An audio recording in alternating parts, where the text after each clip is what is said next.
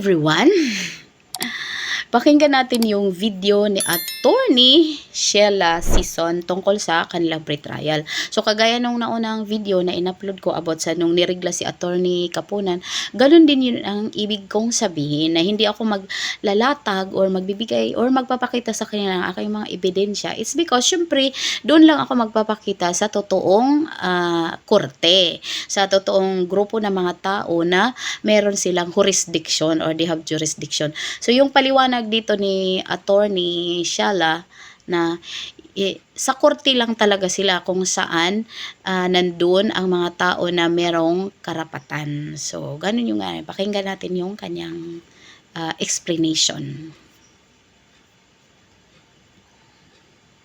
What's important for us to understand at this point is that a mere presentation of supposed evidence before a committee that is not authorized to conduct trial does not really amount to proof.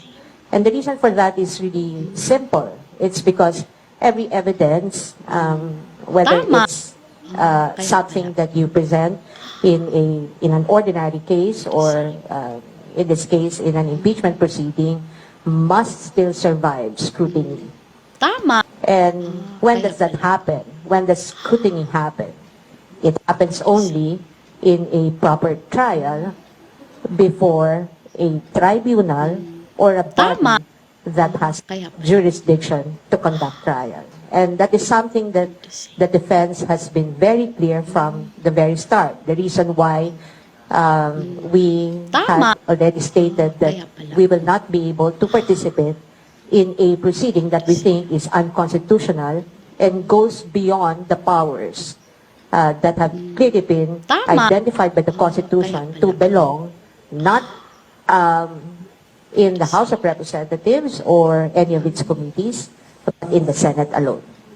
While I respect the opinion of Representative Abante, I think he also knows, I'm certain that he is aware na ang tamang venue o ang tamang panahon para mag-conduct ng trial o para sagutin at magbigay kami ng ebidensya ang Vice Presidente ay hindi sa Committee on Justice.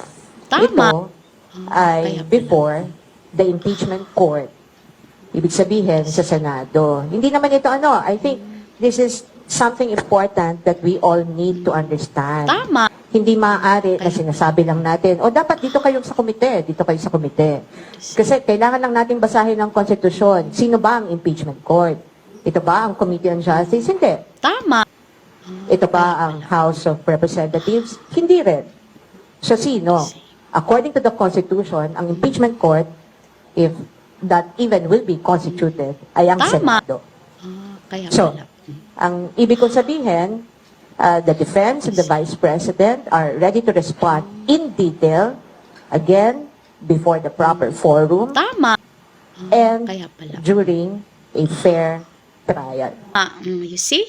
So, ganun lang yun. Kayo, ano masasabi niyo? Para sa akin, ayoko na merong pre-trial. Pero sinasabi nila, according to the prosecution, na ang pre-trial daw ay nakaka-save ng time, effort, at hindi nagkakabulagaan. Pero mas maganda yung mabubulaga ang bawat isa, di ba? Ganun lang yun. Maraming salamat. Bye!